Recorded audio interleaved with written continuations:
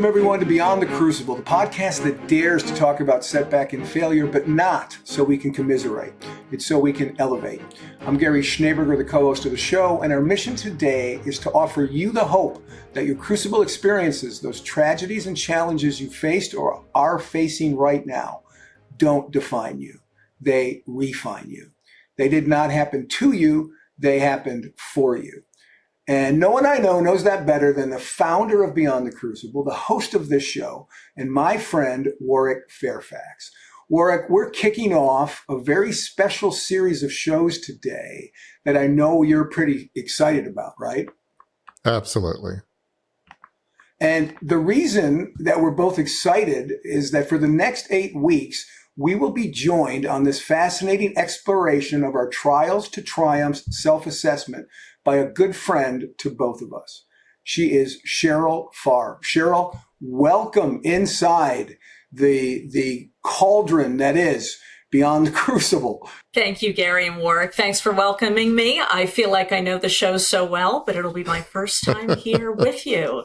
Very exciting. The listeners and viewers, let me tell you a little bit about Cheryl. Cheryl is the founder and chief strategist for Signal Brand Innovation, a brand consultancy that strategic design agency dedicated to achieving and activating brands people love. She founded the firm in 2009 to help organizations and leaders align their brands with their business strategies and take great leaps forward. Her success stories include Fairmont Hotels and Resorts, where she's helped position the brand for expansive worldwide growth, and Pulte Group, where she led the creation of the innovative new consumer trending methodology to guide product and marketing innovations for the nation's largest home builder, and the Cornell Hotel Society, where she crafted the ultimate rallying cry for the world's largest and most influential hospitality alumni network. This, folks, I'm going to be just constantly, because there's more people to come in this show, I'm going to be constantly feeling like I don't do enough. So I'm very happy. Warwick, you've got the con, as they used to say on Star Trek, so take it away. That's very appropriate because I am a big Star Trek fan, so well done. Anyway, Cheryl, welcome. I just want to tell folks that Cheryl and I started working together probably late 2016. I came with the book and, how do we craft a brand? And just for listeners who may not know, we wouldn't be where we are today without Cheryl Farr and her team at Signal. She created a brand from the book and has been, hugely responsible for where we've been. And so I couldn't be more appreciative, more grateful for everything that Cheryl has done and continues to do for us. So, Cheryl, let me just kind of start off with this question. As I mentioned, I came to you with a book, Crucible Leadership, Embrace Your Trials to Lead a Life of Significance. And there was a brand there. And some of those early days, we talked about timeless truths and uncompromised authenticity. And out of our discussions, we found that there was a model embedded in the brand. This is before the book had, sections. And so we came up with this, basically sections of the book and what ended up being the model: refine, design, vision, reality. And, one of the key things that you mentioned to me, which I'd love to hear your comments on this, is how we came up with the brand. But you said that the Crucible isn't really what the book is and the brand is all about. It's the journey back. So just talk about those early days and how we discovered a brand in the book. Warwick, first of all, thanks for having me again. And thank you for those kind words. I'm blushing over here. But yes, back to those early days, we really set, as we were articulating and thinking about what the brand was about, that idea that it was not really about this crucible story that you had emerged from, but really about this journey back. What does it take to really bounce back or bounce forward from a crucible? And what we saw as I read your manuscript and the many stories you told about crucible leadership, leaders from history, in your own family, in your own story, what we saw were beats already emerging of that really fit with this pattern of that you had sort of mapped out, this refine, design, vision, reality. We saw those beats emerging. We called it, so we really built the brand around this concept that we at the time called the refining cycle. We said there seems to be this pattern of what the journey you have to take to move from a crucible, a trauma so significant it changes the course of your life, or a loss, and to move forward into a new life of significance. So that had already started to emerge at that early stage, and we organized the book around that. Yeah, as I mentioned, just that whole notion that it's not about your crucible, it's not about my crucible, but it's how I found my way back. And we were, wrestling with what do we call it? And somebody on your team at the time, Jeremy Grant, said, well, we talk about meaning, purpose, and he said significance. But that was huge. So just talk a bit about how it wasn't just the crucible, but it was the journey back and significance that became some of the pillars of the brand. Absolutely. Really became what the brand was about. And this idea, you had said way back when we first met that you told this story. You had gone up at the time, it was, I think, 7 years prior, to speak about your story at church. And you thought, who is going to relate to my crucible? And even then, what we realized was that yet so many people related to it, but that there was universal relating that could be done to the idea of no matter what that personal loss, failure, trauma looks like, that we all can relate to having gone through that.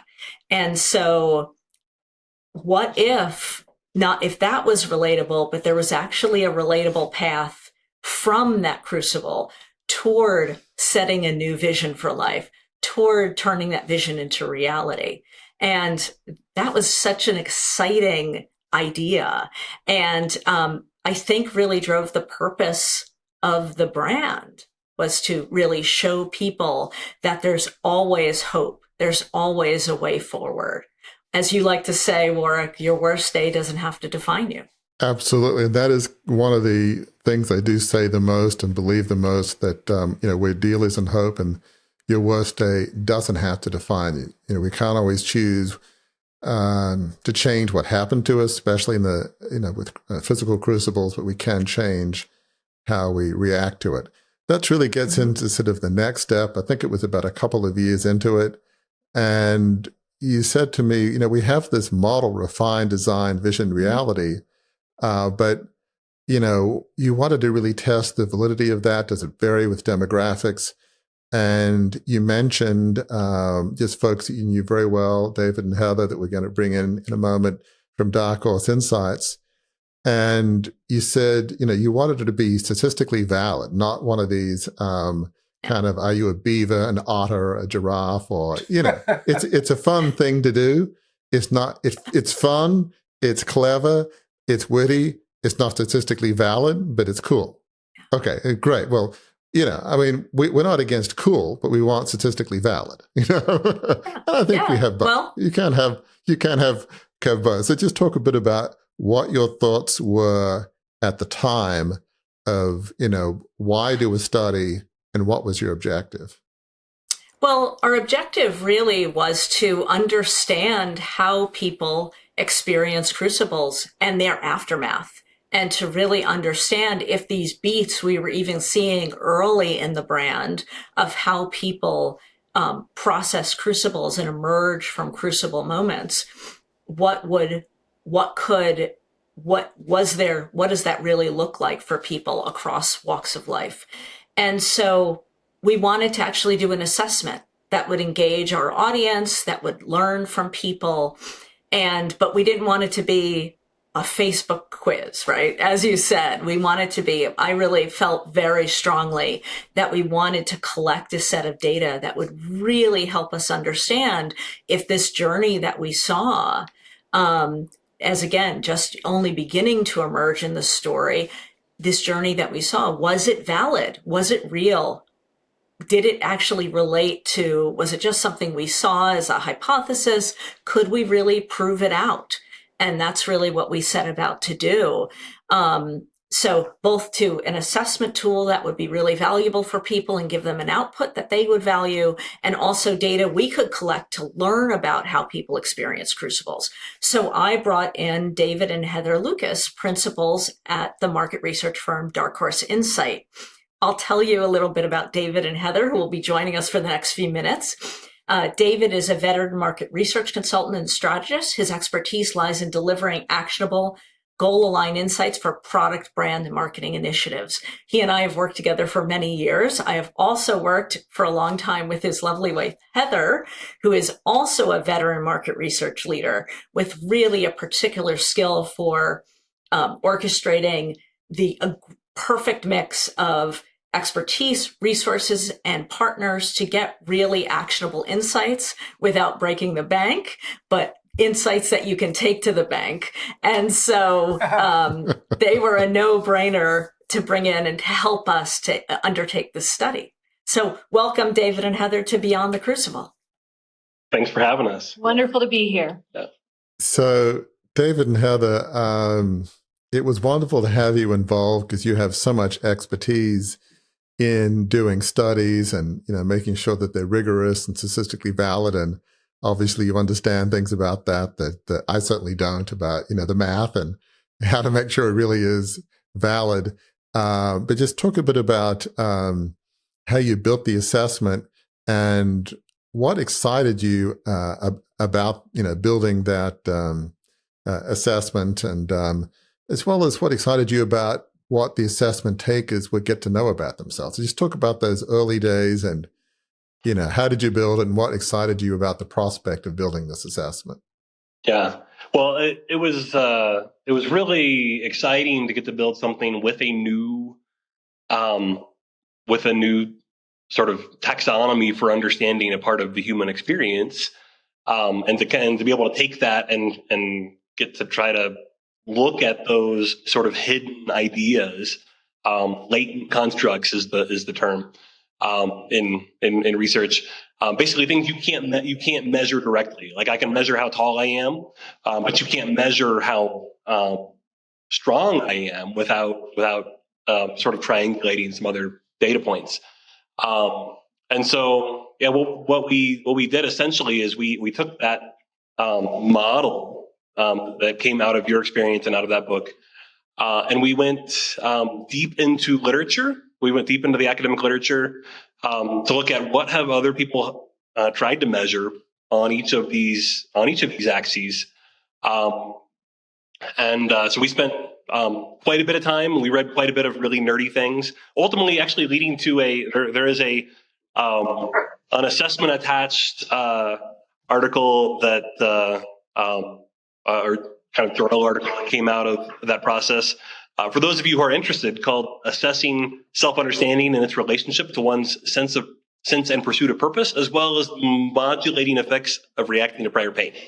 That sounds like a page turner. That sounds like a page turner. Exactly. We are not. We don't generally work in the messaging. We don't develop messaging, but we do really love getting to sink our teeth into substantial theoretical content like this.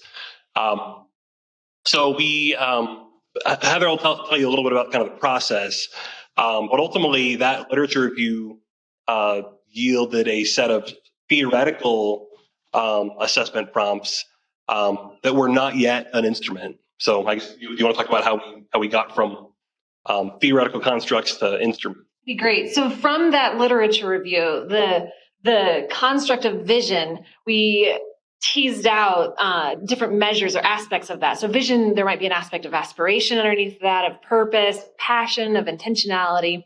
And so developing a set of prompts to test different aspects under each of those four meta constructs. And so again, coming from your theoretical construct as well as other areas that have been studied over the past few decades in the research. So we took this set of 40 expanded, pre-validated questions and took it to an audience of 400 leaders, educated, highly educated business professionals. I don't know anything. And then after testing those 40 questions with the larger group, we use factor analysis to statistically validate the cohesiveness of the construct. So, for example, under vision, one of the prompts that ultimately ended up on the cutting room floor, so to speak, was, I can see how I want the future to be different, because it didn't group with the other vision. It was too meta, it was too general, it was too all-consuming, and not the vision for my life, which was what really we were measuring there with that vision construct. And so that was one of those, through the factor analysis process, we said this doesn't measure what we set out to measure, and this one is not going to be included in that final set. Yeah. So it doesn't help us triangulate the idea of vision that we're after. So out of those 10 theoretical prompts, we were winnowing down through factor analysis down to the ones that actually grouped together to predict vision. Ending with a final set of 13 statistically valid prompts that measure beyond the Crucible components, yielding the greatest level of reliable, explanatory results with the fewest number of questions. So let's kind of fast forward here. So now I think we've got more than 12,000 people have completed the assessment. More than, I think, 5,200 completing all the data and demographic questions. I mean, that's a lot of data that, we've been able to come up with. And it's a lot to analyze. And so now that we've sort of got this data, so the first part was to figure out what are the statistically valid questions through the 400 people surveyed. Then you figured that out. And now we're at a point where you've got all this data. So just talk about, that's a massive amount of data. How do you sort of analyze that? What was your methodology now that you've got the data to kind of process that? Yeah, that's great. Well, fortunately, in our world, the larger the data set, actually the more fun, kind of the easier our job is. So in that sense, this was like, we were like kids in a candy store. You obviously struck a chord that you were able to generate that much interest before we even knew everything that we know now about these experiences, and get thousands of people to kind of explore their own experience, but also provide that data. So not only did we take that massive amount of data, we also appended several hundred additional variables, demographic, household level, number of kids, basically everything that the credit card companies know about all of us. We appended all of that to your data set, which not in a creepy way. Everything was anonymized. Nothing was attached to anybody individually. But only ethical people involved in this project. Nobody's being, I don't know what else I should say to allay your concerns. But basically, it was the highest level of rigor and ethical caution. Dealing with all of this really important data. So Gary, maybe for branding purposes, and Cheryl, Dark Horse Insights, we're ethical, not creepy, right? Not creepy. Not Cambridge Analytica. We should call the assessment the non-creepy trials to triumphs assessment. I think that's a perfect name for it. Maybe take it. Yeah. Yep, that's exactly what we're going to do. Anyway, so we took all of that data and we moved into a multi-method predictive segmentation approach where we're using multiple statistical methods. And basically what we're doing is we're going to take that validated assessment. We know that assessment actually measures the 4 quadrants that we set out to measure. And now we have thousands of real people who have allowed themselves to be measured. And now we're saying, okay, where do these people group? Where do experiences related to Crucible, where do those experiences actually group? If you think about the universe, and then you think about all the galaxies in those universe, we were looking for where are there galaxies of people who've had experiences that actually clustered together. It was the most unusual segmentation modeling project we have experienced in the last decade, by like hands down, completely not similar to anything else we've ever experienced. So, yeah, You're welcome. Indeed. So that kind of leads me to the next question: is what were you most excited to discover as you analyzed all that data? Because, you know, I mean, putting the models together and making sure it's valid, it's fun, but I'm sure as if not more fun is, but what does it all mean? What does the data tell us, right? Because that's why we do all this. That's why you do. So what were you most excited to discover as you analyzed this mountain of data? yeah. I would say the first word wasn't excited; it was confused. Maybe alarmed. Alarmed. Okay. Yes, because typically segmentation models yield this nice group that you can understand, you know, demographic, psychographic, who they are, what's important to them.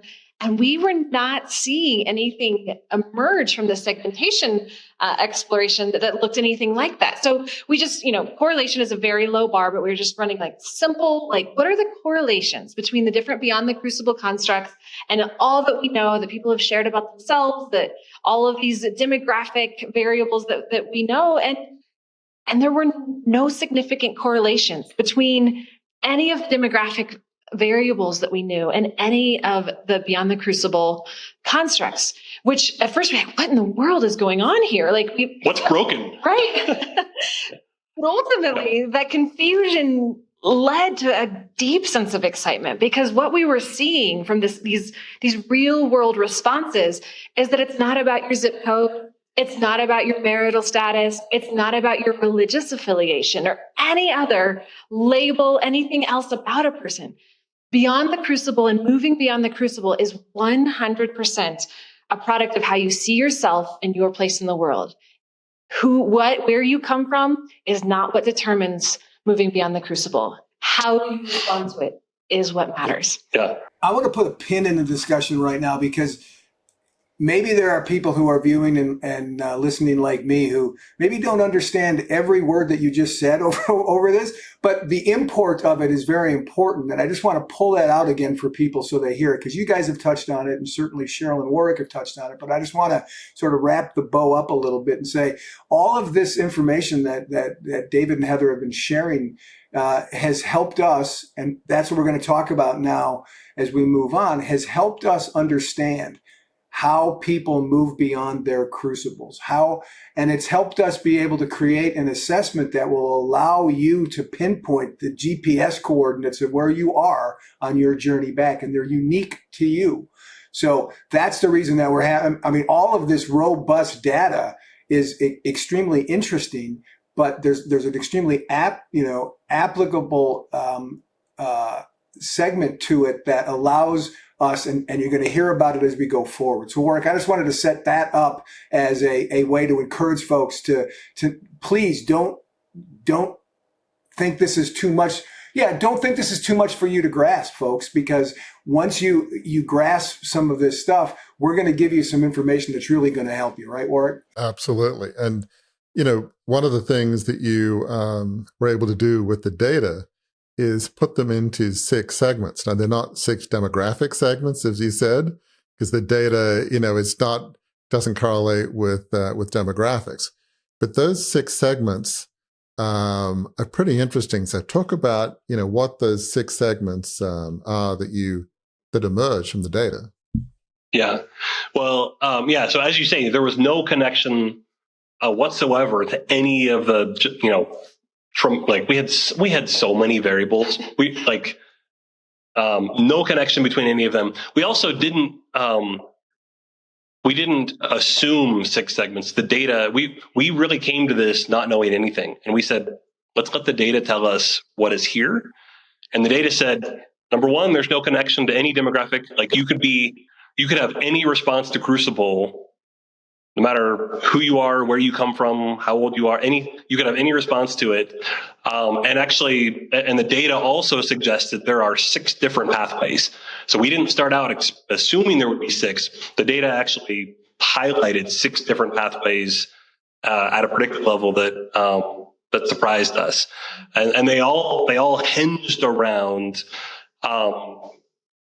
my response to the crucibles in my life, either my acceptance and processing of those crucibles, my decision not to process and just kind of keep on going, or my decision to just sort of like experience that as a wall. And okay, I'm going to stop. I'm going to hang out right here. That really hurt. I'm hanging out here for now.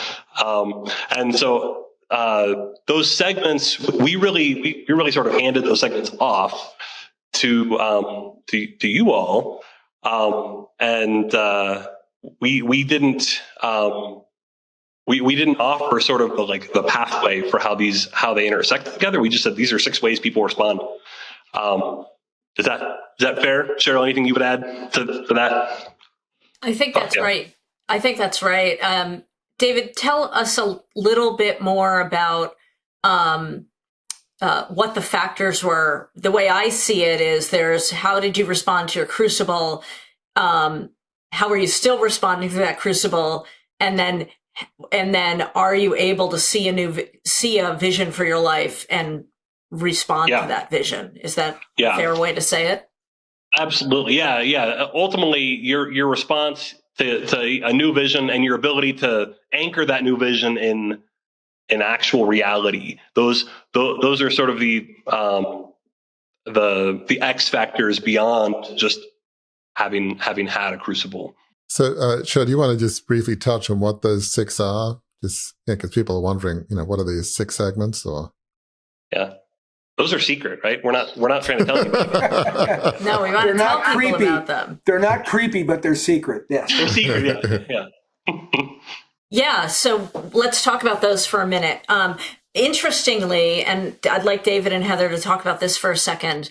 One of them, I'm actually going to start. There are 5 segments of people who recognize themselves as having a crucible. They're asked, have you experienced a trauma or loss so significant that it has fundamentally changed the course of or trajectory of your life? And 72% of people said yes, 28% of people said no. And so there is a segment of people who actually said, no, I've had it. I've got off, I have a get out of jail free card. I haven't experienced a crucible. And so let's talk a little bit about that, because that was a really interesting conundrum. David, can you talk a little bit about that what we're calling that untested vision segment? Yeah. Well, again, this is a psychometric instrument. So we're not actually like following people around and like gauging, okay, that person died, you had that professional, challenge. Like we're not actually measuring actual crucibles. These are people's perception of crucible. And so the reality is human experience introduces, there are challenges that each of us face. So that 27%, sort of our read on that as you drill down is, there is it's possible to be unaware of or choose to be unaware of crucibles you've experienced. And that presents its own, I guess, advantages, but certainly its own challenges. I think one of the telling pieces about this group is that when they were responding to the prompt, I get angry when I think about things that have gone wrong in my life. Overall, this group has said, I have never had a crucible moment. They said, well, I'd only slightly disagree. I maybe get a little bit angry, but mostly not. There's latent anger. Yeah. Right. So, that's great. That was kind of the proof point that they were lying to themselves, not to us. So when 72% have had a crucible, there is a premise that a whole lot more than 72 have actually had it, but there's a proportion of some or all. It's hard to know exactly if those who said they haven't had a crucible may have had one, but just, whether it's a mild one, a strong one, they just don't realize it. So that's, I think what you were saying is it's more than 72% that have actually had one. Some just don't realize it. Well, and what we saw was that those people, there aren't some leftovers. There isn't a plus 100% that gets you to the people who haven't had a crucible. That this 28%, like Heather said, they're still got some latent anger about how the life has gone. They tend to have a high vision for their life, but they're not acting on it. So there's something holding them back, whether they call it a crucible or not. I'll move on. Then we've got 5 segments of people who, yes, recognize they have a crucible. There is a segment, really, I would say, let's call it unprocessed and stuck. These are folks who may have, whether their crucible was a day ago or 10 years ago, they're still angry about it. They recognize themselves as being held back by it, and they don't have a vision. They don't have a vision, much less anything to bring to reality. So they're really hamstrung by their crucible. We call one, let's call it processed but stuck. So they've processed through their crucible. They understand they're angry. They're not angry anymore. They don't feel held back, but they're not quite moving forward. There's processing it and not yet moving. So there are people who have processed, who have a strong vision on how they want to move forward, but they're not quite moving yet either. So the previous category, they don't quite have a vision yet, much less reality. This one, they have a vision, but low reality. So we'll talk about and unpack all of these, not only later in this episode, but over the next 6 weeks. We have a unprocessed and moving forward, the people who say, yep, I'm angry about my crucible and I haven't dealt with it yet, but I'm plowing ahead anyway. That's an interesting group. And then lastly, that actually sounds kind of great, right? Yeah. And then lastly are people who have had a crucible.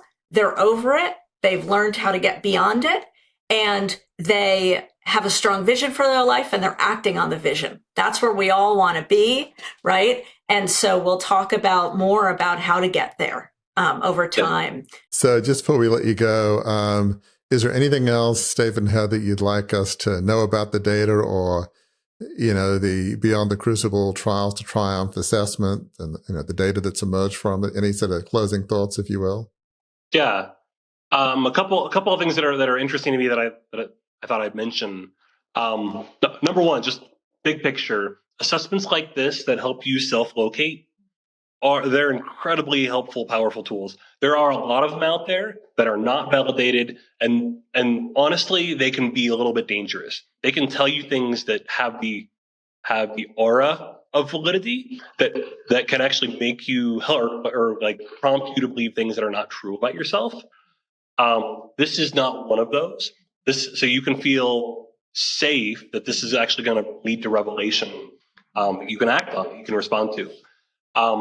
The other thing that is, this is just a random aside, but in the 4-quadrant model, Refine, Design, Vision, Reality, one of the interesting things the data told us is that design as a construct is it's an important tool in processing and getting beyond that your crucible, finding your way back in that crucible, but it's actually not a predictor. In some ways, we all have blind spots to our own design, and that doesn't necessarily make you more or less likely to have a crucible, or necessarily even more or less likely to find your way back from one. But it is a really crucial tool. What we see in the data is that it's a crucial tool for navigating that path that can help you find your way back more quickly.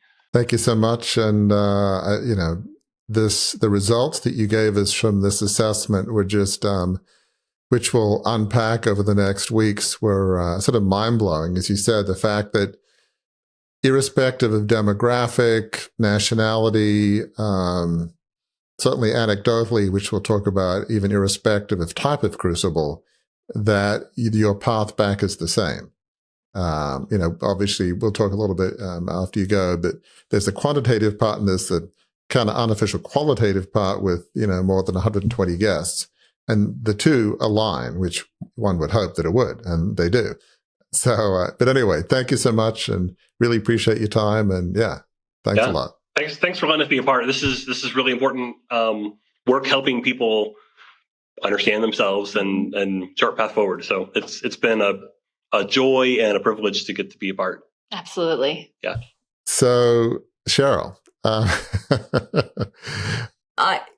think obviously we blew through those 6 segments. We're going to roll back and unpack them in a lot of detail over the next few weeks, so that people can really understand them and understand what the implications are. But, I'm really proud of this work because David and Heather, they're extraordinary researchers, and to be able to find that, I just want to hit home this idea that how it does not matter who you are, where you've been, how much money you have, where on the planet you're located, how we all share this. We all share what it takes to experience a crucible, when we have that crucible, experience that crucible, and what it takes to bounce back from that. That is one of those things. It's like age, and it's the things that happen to all of us.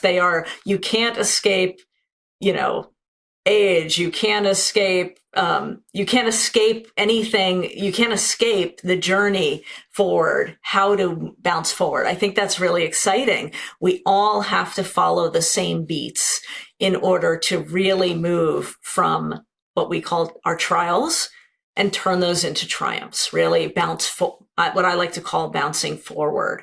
I think that's really exciting, that there's a really predictable path there of what you have to deal with. I think that's super exciting. I was going to say, I think that informs something that I haven't thought about until right now. But Warwick, you've talked about it a lot when you give speeches, when you went before your church, right? You were asked to give a story about David, a righteous man falsely persecuted, and you were like, who on earth is going to relate to my story? Lost $2.25 billion, lost 150 years of family history. And then people came up after you spoke, right? For days, weeks, months afterwards, saying how much that touched me. And it sort of knocked you a little bit askance. But right, hearing what David and Heather just said, what the research indicates, that perfectly explains, doesn't it, why why your story resonated with so many people and still does, doesn't it? I mean, that has to feel rewarding, and it has to, I know it's felt rewarding already, but it has to give you some answer to how did it happen, right? Like, okay, now I see how everybody was like, oh yeah, I understand, even though, as you said, you looked out in the audience and there weren't many former media moguls sitting out there. No, as I've often said, it's a self-help group of one, hands up, who'd lost a 150-year-old family media business, $2.25 billion value, right. And yeah, you can hear crickets, but yeah, I mean, it's the fact that the path back does seem the same. And, we'll talk about this sort of in the next question of, once they showed us the data, kind of what did we do? And, we've sort of got the work that you, Cheryl, and Gary worked on with the qualitative data from the, 120 plus guests on our podcast. At least from my perspective, it seems like the path back is a choice. We probably don't say it enough, but if we talk a lot about you're not defined by your worst day, we are defined by our choices. And so life is about choices. Do we choose to try to move on, to forgive, but not condone, or do we choose to just be bitter and angry for years? So yeah, just sort of talk about your reflections on that and just what the next steps were once we had the quantitative to feel, okay, how do we flesh that out in terms of stories, the qualitative side? Yeah, absolutely. So once David and Heather showed us this data, which was just mind-blowing in its universality and in creating these clear profiles of these 6 profiles that said where people were at post-Crucible moment, Gary and I got together and said, okay, how do we tell this story? And this is where, Gary had said, after hosting all of these interviews, and Gary, I'll let you talk about this, for over more than 100 interviews, we wanted to really, we knew a fair amount because we could see so many podcast guests fit these profiles along their journey toward that process and moving forward. And so that allowed us to put meat on the bone and be able to characterize what these personas really looked like and felt like and acted like. Gary, what would you like to add around that? Yeah, I mean, that's an excellent point, Cheryl. And really what I did as I looked at the data was, okay, I mean, guests started to flood through my mind of, well, they had that happen and they had that happen. And so as we were building out what the prototypes were, what the profiles really were of people who are moving from trials to triumphs, which you'll all hear more about, folks, in upcoming episodes, I could see how valid it was, and just anecdotally to my mind, and I'm not a very scientific guy, but my mind said where this guest is exactly what is being described here by the data. And we were able to then come together, you and I, Cheryl, and put some, as you said, meat on the bones of what those people might be experiencing, what those people are likely experiencing, because we had so much qualitative data. Warwick, I say it all the time on the show, right? If I stop the show ever once, I've done it 35 times. Hey, listener, viewer, did you hear that? Warwick's story couldn't be much different than guest A, who we're talking to right now, but listen to the emotions that undergird that, right? That was something that I started saying well before this data was all packed up. And Cheryl, you and I sat down to build these profiles out. So I think this is such a fascinating study in, the data validates it, our experience validates it, and then we tied them all together, tied all of that stuff together and created the profiles that our hope is will help people identify where they are and then identify how to move beyond it. So it was, this was the part of the project that was really fascinating to me and really rewarding to me, to be able to put skin on the bones, right? To be able to say, oh yeah, the data says this, but the experience says this, and they go together like a hand in the glove. That was really, really, really rewarding. I might be jumping ahead. But I think what we were able to see was that I'm so excited to talk about this. Is I think what being able to bring that qualitative layer on made us realize was that not only were there these profiles, but that was actually a journey here. And because by layering on what we knew from all of these wonderful stories that you all had collected on the podcast, so many walks of life, so many crucibles, so many bounce forward stories, but that there was really a journey here. What we could see, if the components of the crucible and its aftermath, if the components were, how do you recognize yourself as having a crucible? How do you feel about that crucible today? Have you been able to cast a vision for your life? And have you been able to transform, or are you on a journey of transforming that vision into reality? Those aren't the questions, but those are the categories. We realized because that was indeed a journey, and that these profiles were not permanent forever profiles. They were actually, you are here indicators on your personal path from trial to triumph. Where are you? And what do you need to, if you're stuck somewhere, what do you need to address to get unstuck and bounce forward, right? That was really exciting to be able to go. I think that's when it felt like the angels sang, I think, when Gary and I were able to look at that and realize, wait, there is a map here. And these are these profiles are your you are here indicator on where you are on your own personal journey from trial to triumph. Right. Yeah, that definitely was I heard the birds singing. I heard the angels singing. I think I might have heard Warwick singing at some point. It was that big of an aha. I mean, it was capital A, capital H, capital A for sure. Yeah, and I like how you talk about how it's a journey, but one of the things that we discovered, it's not a linear journey. It's not even like people on the same track necessarily. Everybody's got their own individual journey. So there is a journey from, your worst day, your crucible, to what we believe is the goal in life, a life of significance, a life on purpose dedicated to serving others. But it's not linear. So just talk about how everybody gets from point A to point B a little bit differently. And just talk a bit about that. The stages on this journey are at the highest level, right? Your crucible moment, your trial, you've been through something or some series of crucibles. There's a processing step. There is how do you deal with dealing with the fallout from your crucible?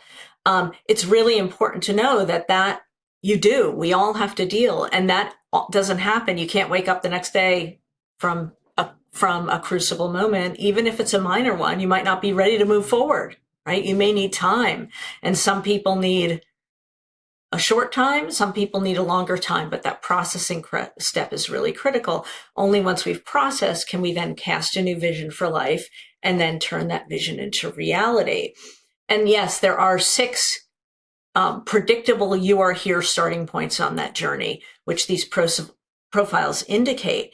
However, because that journey, it's still, everybody's journey is unique. We may share starting points, but how long it takes us to move from stage to stage. Sometimes we have to bounce a little bit backward and maybe realize you might start moving ahead and casting a new vision and realize, there's still some residual stuff I'm dealing with.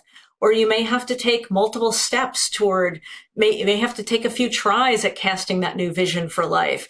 We all follow our own journey. It all takes its own, we all take our own time on that journey. Some of us move faster than others. Sometimes, as Warwick, as you say, it's not perfectly linear.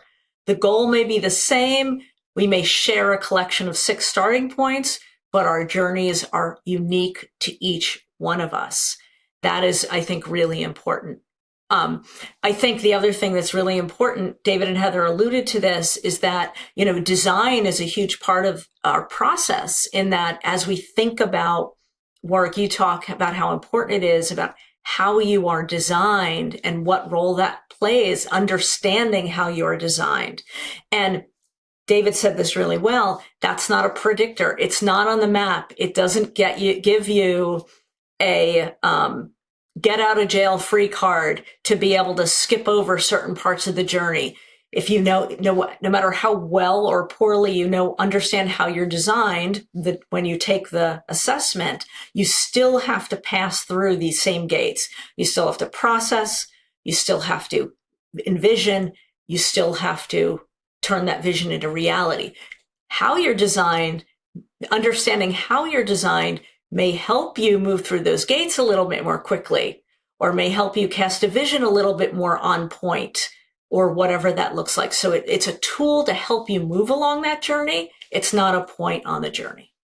And that point you just made, Cheryl, I mean, we had some discussions on it because I needed to try to understand that. And really it sort of refined what we used to call the refining cycle model, refined design, vision, reality.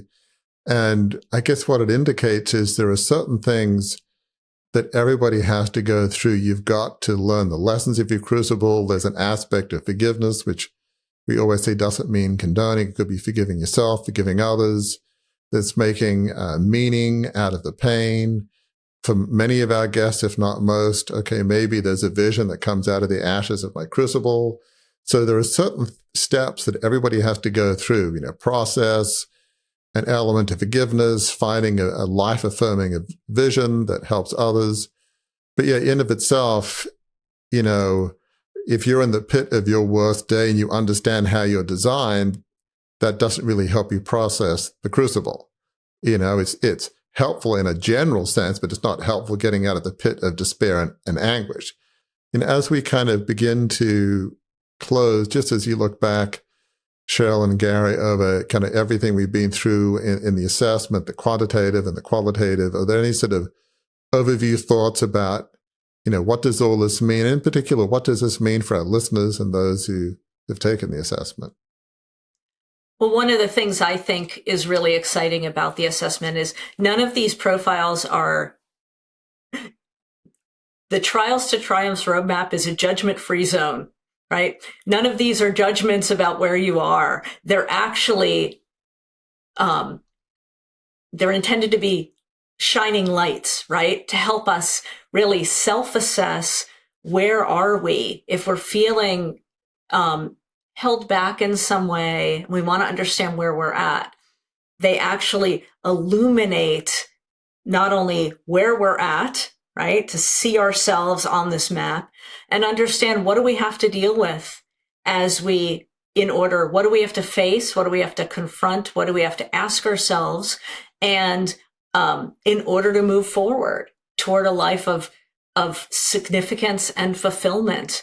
And I think that that is huge, to be able to have that roadmap, as opposed to just feeling stuck in a morass, whether that's feeling stuck in that anger that you say to yourself, okay, here's where I'm stuck.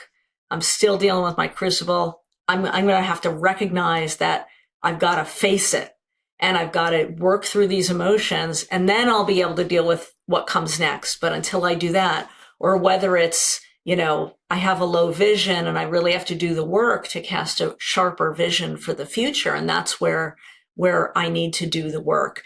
Being able to understand where you're at and where you can get unstuck, and the work you can do to get unstuck. I think that is huge, and something that I think fills a gap out in the world.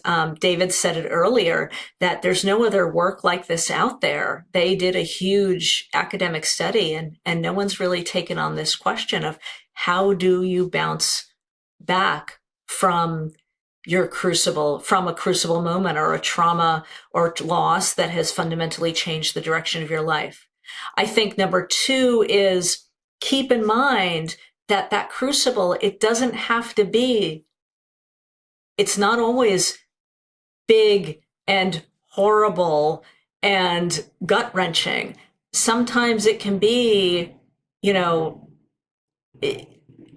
I didn't make the Little League team, and I loved baseball, and I really thought my whole future was about baseball, and I didn't make the Little League team, or I didn't make my varsity team, and I really had to change course, or something like that. I mean, it doesn't have to be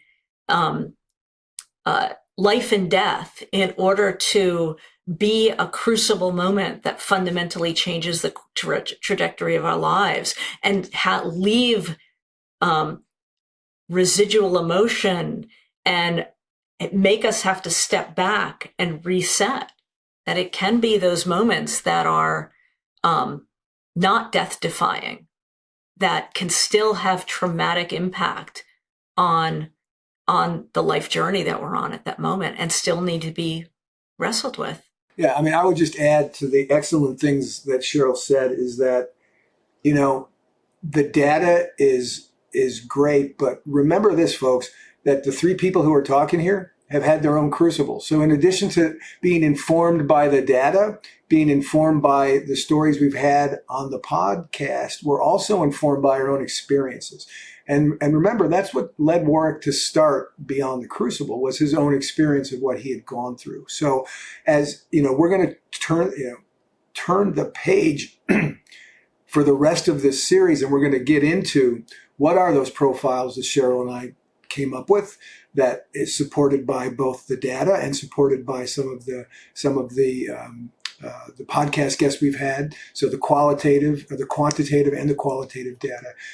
But that's where the hope comes in for you folks, is that we've got the data, both from the research and from the podcast, and we've got our own experiences of how it sort of worked out for us, how we've moved beyond those moments, bounce forward, to use Cheryl's term.